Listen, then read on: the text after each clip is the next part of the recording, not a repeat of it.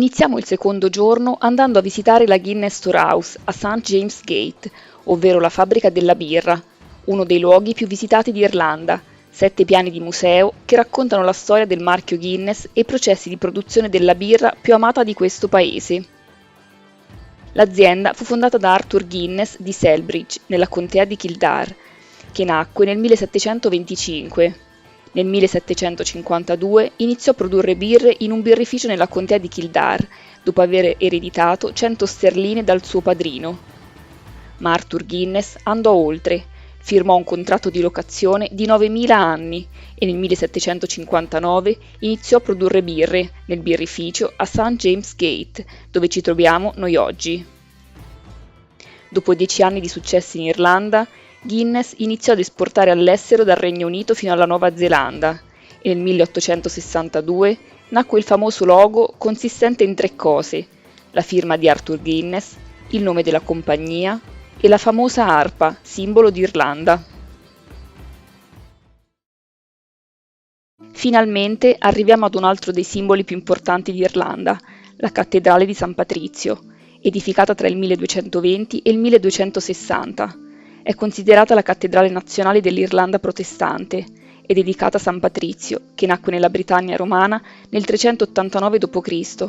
e a 16 anni fu catturato dai predoni irlandesi che viaggiavano lungo la costa ovest dell'isola.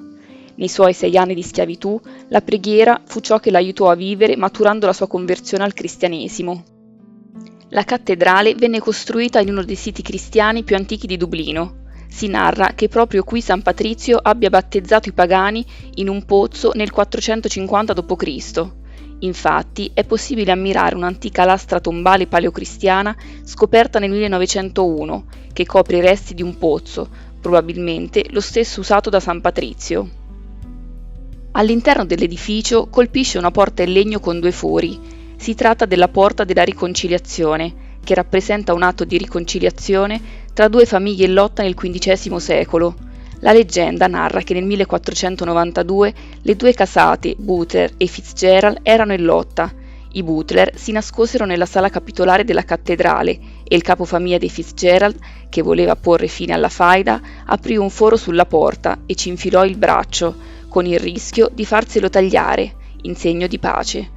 Da qui deriva l'espressione irlandese to chance one's arm, rischiare il tutto per tutto.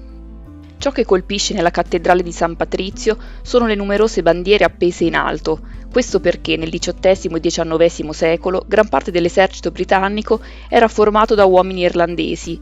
Si stima che il 30-40% dell'esercito che sconfisse Napoleone a Waterloo fosse irlandese. Per ricordare gli uomini caduti in servizio si iniziò ad appendere i colori, ovvero le bandiere del reggimento, all'interno di una chiesa, tradizione che continua ancora oggi. Sul retro della cattedrale si trova Lady Chapel, ovvero la cappella in onore della Madonna, progettata nel 1901 e concepita come un santuario all'interno di un santuario, ovvero luogo tranquillo di devozione quotidiana. Fu possibile isolare acusticamente la cappella ma al contempo integrarla all'interno dell'edificio grazie ad un sistema interamente in vetro. Le vetrate di San Patrizio che vediamo oggi risalgono alla metà del XIX secolo. Sul lato ovest si trovano quelle che raccontano la vita del santo, mentre quelle sul transetto nord commemorano Edward Guinness, nipote di Arthur Guinness, che ne patrocinò il restauro. Nella cattedrale sono sepolti importanti politici e uomini d'arte, tra cui lo scrittore Jonathan Swift, autore de I viaggi di Gulliver. Vicino a lui riposa l'amata Esther, che cantò con il nome di Stella. Nell'estremità ovest della navata centrale c'è il monumento eretto da Richard Boyle, conte di Cork, nel 1632 in memoria della sua seconda moglie Lady Catherine.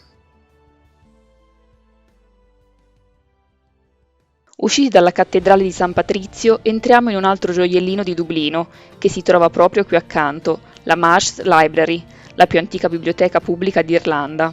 È stata fondata nel 1707 dall'arcivescovo Narcissus Marsh. Conserva oltre 25.000 libri e 300 manoscritti. Tra gli scrittori che maggiormente frequentarono la libreria ci sono James Joyce e Jonathan Swift. Importante da visitare è anche il Trinity College, la più antica università d'Irlanda. Quando sono stata io, molti dei suoi 250.000 libri erano in fase di restauro. Concludiamo questo secondo giorno in Irlanda, a Dublino, con una passeggiata nel parco urbano più grande d'Europa, Phoenix Park, a pochi chilometri dalla città. Esteso su 700 ettari di verde, la sua superficie è quasi il doppio di quella di Central Park a New York. All'interno del parco si trova la residenza dell'ambasciatore degli Stati Uniti e quella del Presidente della Repubblica. Dall'entrata si scorge l'obelisco Wellington, che commemora tutte le sue vittorie francesi, oltre che molte sconfitte. Il parco è anche celebre per i suoi cervi, che convivono tranquillamente con i viandanti. Anche questo secondo giorno in Irlanda è giunto al termine. Vi aspetto alla prossima tappa, che sarà Belfast e il selciato dei giganti. Se vi è piaciuto il video iscrivetevi al canale.